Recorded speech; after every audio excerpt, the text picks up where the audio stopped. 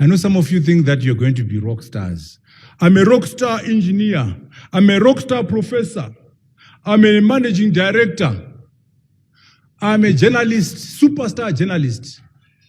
You are superstar nothing until Africa is a superstar economy. You will never be respected as an African until the African continent has done well as a continent. I thank you so very much. There's no leader in Africa right now who's the caliber of Gaddafi or caliber of Kwame Nkrumah. We have midgets running around as leaders, intellectually, I mean. No one. Mbeki was almost there, but not really. Kwame Nkrumah, Ben Bella. What did Kwame Nkrumah say? We as Ghanaians are prepared to surrender our sovereignty in part or in total in pursuit of African unity. The independence of Ghana is meaningless unless it is linked to the independence of the rest of the African continent. Ben Bella, what did he say? Let us die a little so that Rhodesia can be free. Let us die a little so that South Africa can be free. These were visionaries. So what I'm emphasizing is that their vision was way ahead of his time. You know, there was a big debate between Nkrumah and Nyerere in '63. Nkrumah was saying, guys, let's move very quickly and unite and be one bloc. If you get used to being a president, you will not relinquish office. Let's move quickly before you become too comfortable in your little palace as a president. And Nyerere was saying, no, let's do it brick by brick, gradually, slowly, and then we'll get there. And Nyerere won the debate. But guess what? We lost the African integration. Because everyone now wants to be a president. They will never give up. Nkrumah, Gaddafi were ready to surrender individual presidency for the collective African presidency.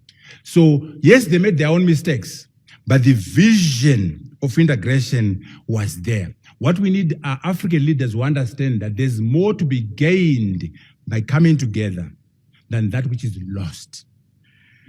Traditional knowledge systems, you know, we will address that matter if we start with ourselves before we engage China, before we engage the Russians, before we engage the Americans.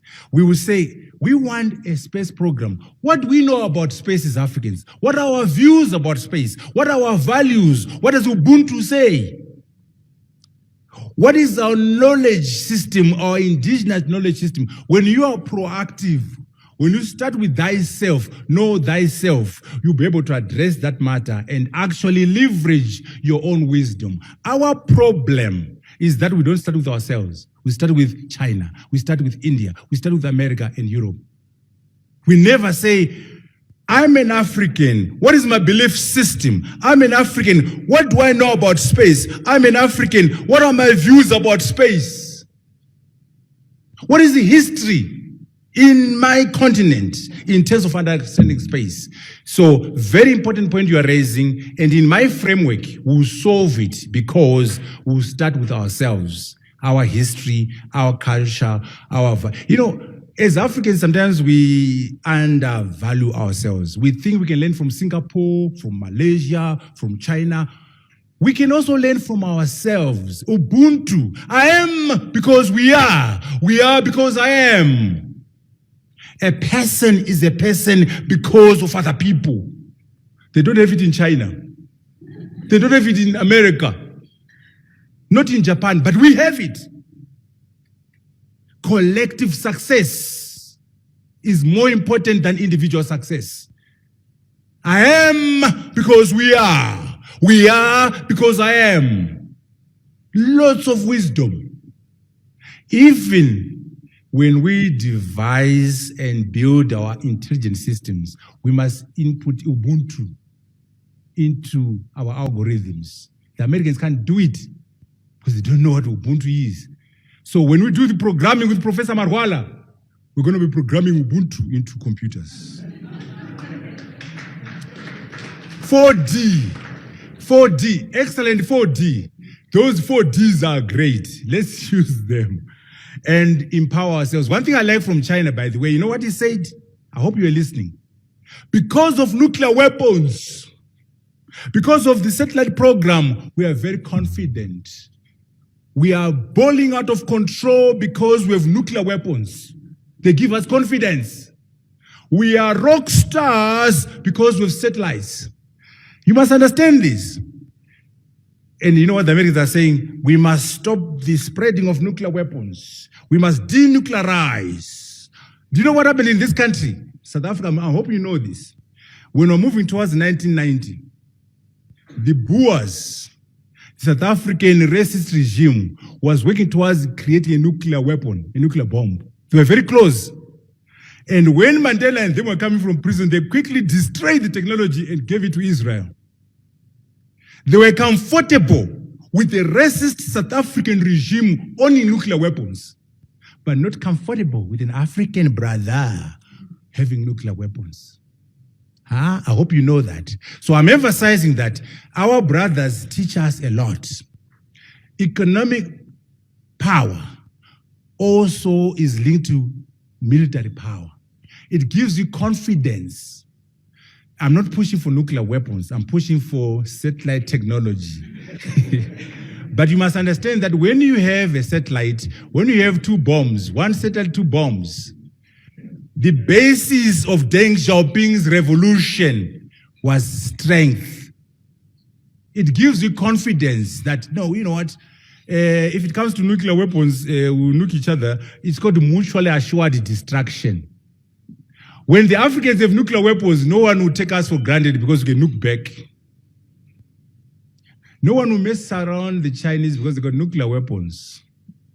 The Russians have nuclear weapons. The French do have them. Israel does have them. So when you are powerful militarily, you are respected. But I'm emphasizing the 4 Ds. 4 Ds are important. And I know that's what you've spoken about them several times. That's why I'm smiling. You are very consistent, Mr. 4D. Same culture, China. Yes, that's a good point. India, same culture. Yes, the Americans, can you say the same? They came from all over. So it's a problem, but not too big a problem. Remember, the borders are artificial borders. Do you know there are more Swazi people in South Africa than in Swaziland? Is it Eswatini? What's it called, the new name now? There are more Tswanas in South Africa than in Botswana. So these borders are meaningless. Why Swaziland is Swati? Why Botswana? Yes, there is a problem, but also the borders are artificial. We can manage our cultural differences. We can work together. You know, it's not impossible. The Germans and the French fought 2 wars. The French hate the Germans. The British don't like the Germans, but they're in the EU together, although the Britain is running away. But what I'm saying is don't overemphasize these cultural differences. Others have been able to manage them. And our borders are not out of our choice anyway. They were created by the Berlin Conference in 1884. So yes, there are challenges around cultural differences. They are not impossible. They can be managed and mitigated. Currency exchanges. There's always a benefit in terms of economies of scale.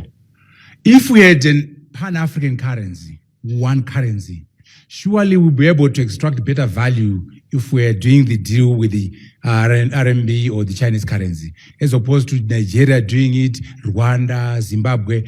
So numbers make a difference. One of the major lessons from China is a lot of people, 1.3 billion Chinese working together, economies of scale. So whatever it is, there's always a benefit in terms of economies of scale. Look, when I emphasize that we don't want bilateral deals, I'm overstating my case.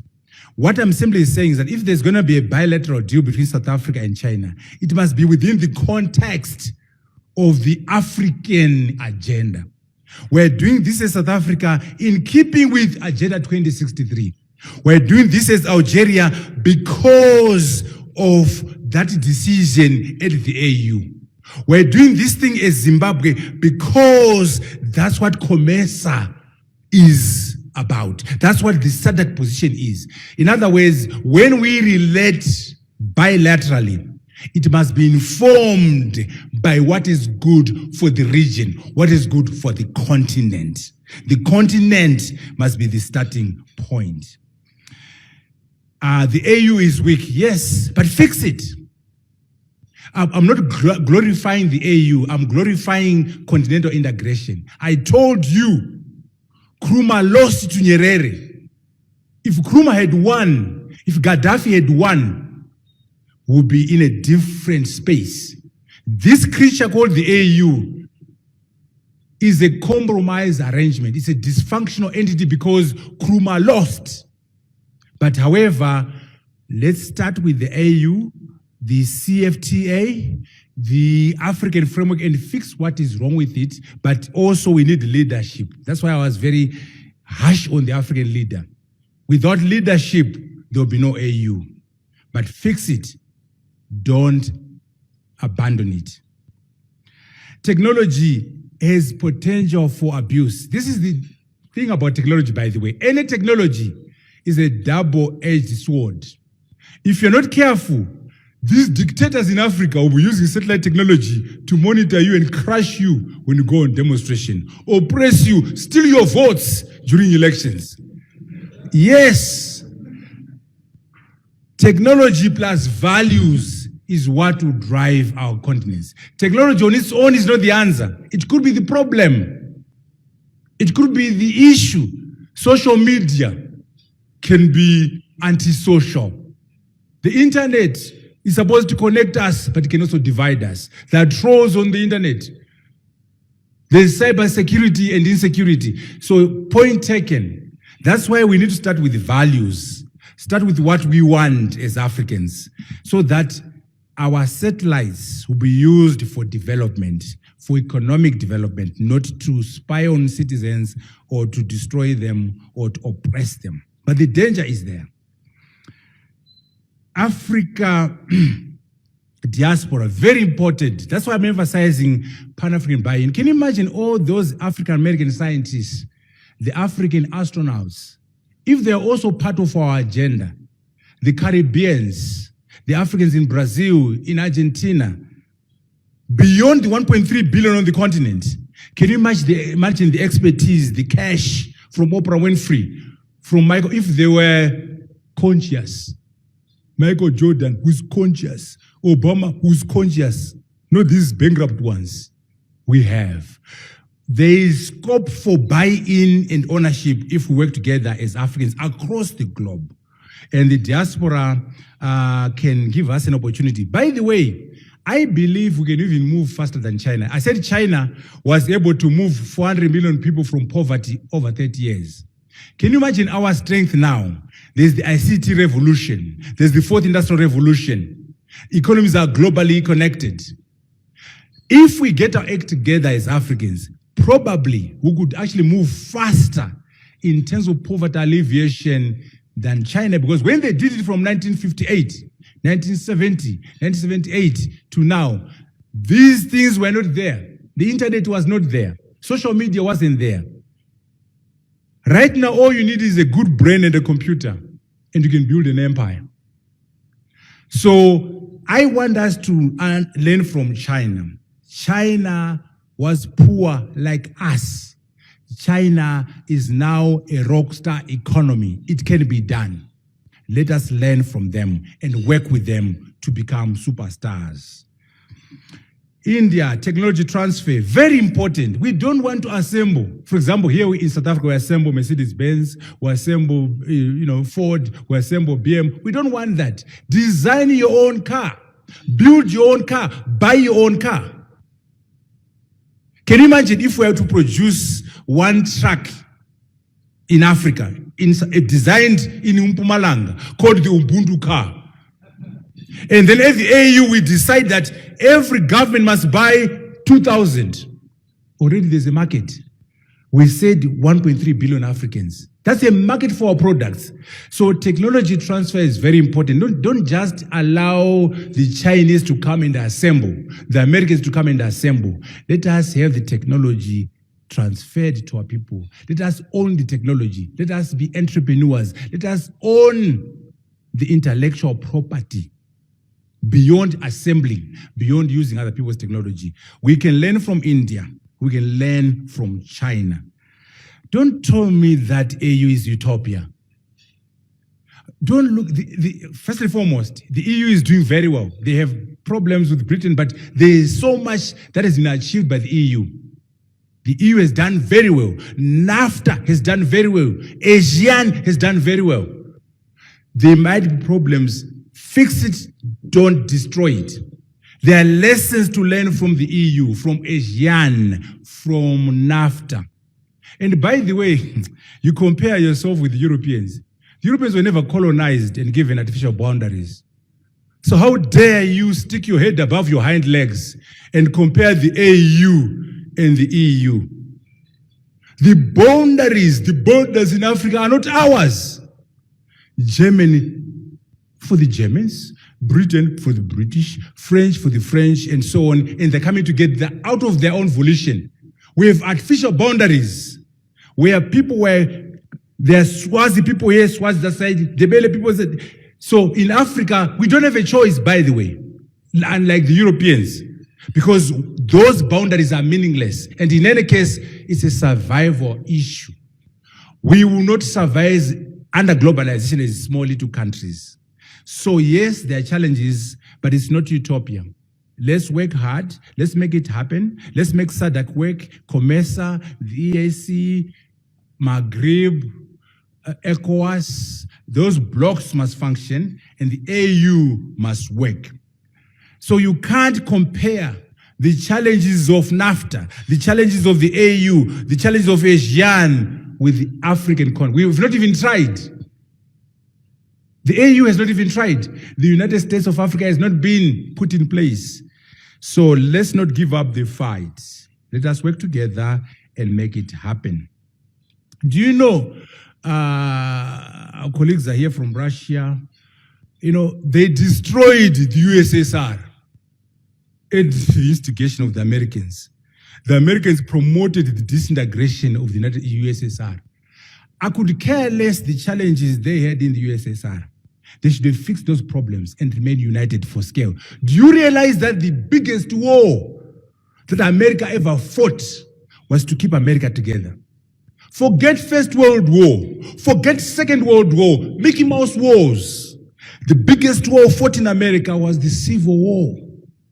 The South versus the North. The America versus America. They fought a vicious war, the Americans, to keep America together.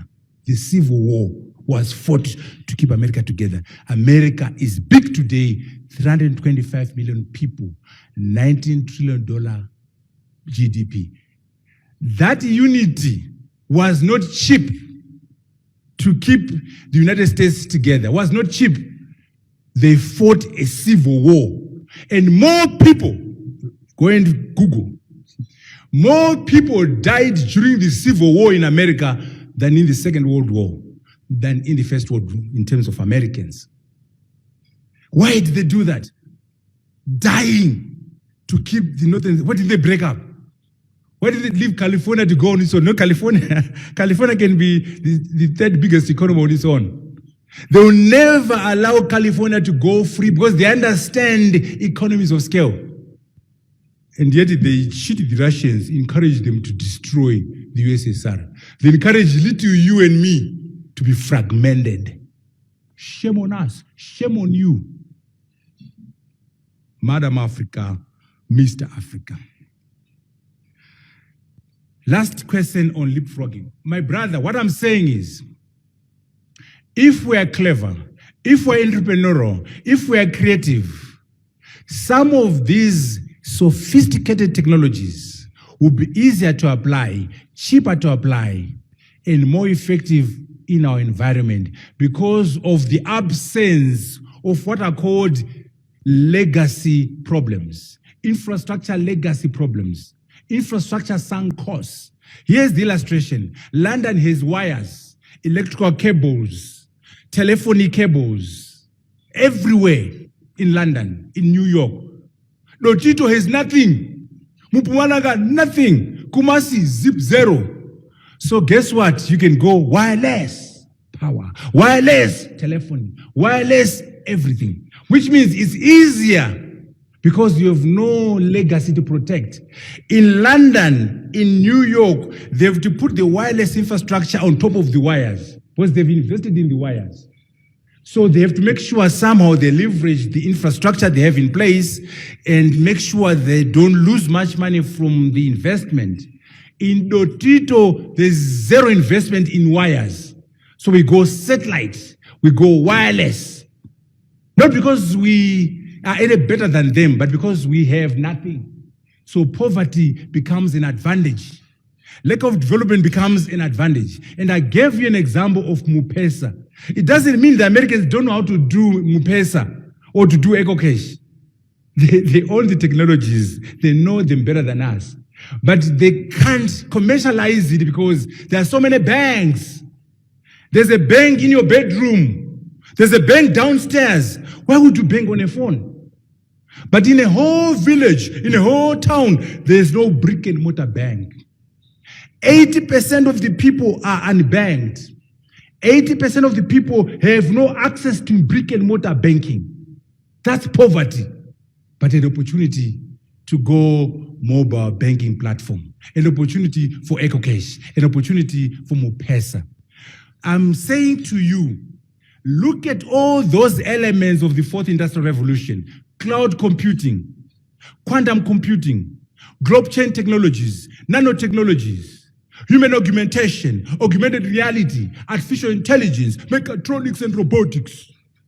Look at them and say, isn't there a way as a poor African without infrastructure, I can actually have an advantage over Japan, an advantage over New York because of my poverty? So that's what I'm emphasizing by saying, if you are clever, if you are creative, there's an opportunity to leapfrog, to skip a generation of technology, to move from the second generation technology where we are to the fourth industrial revolution. I'm saying don't lose heart because you're poor. Don't lose heart because you have no infrastructure. It could be an opportunity for you to embrace a much more advanced type of technology. So I want to end on this point of hope and say, Africans must not lose heart. There is an opportunity for us to run where others walked. But we need to learn from China. We need to learn from ourselves. We need to work together as the continent. I thank you so very much. And by the way,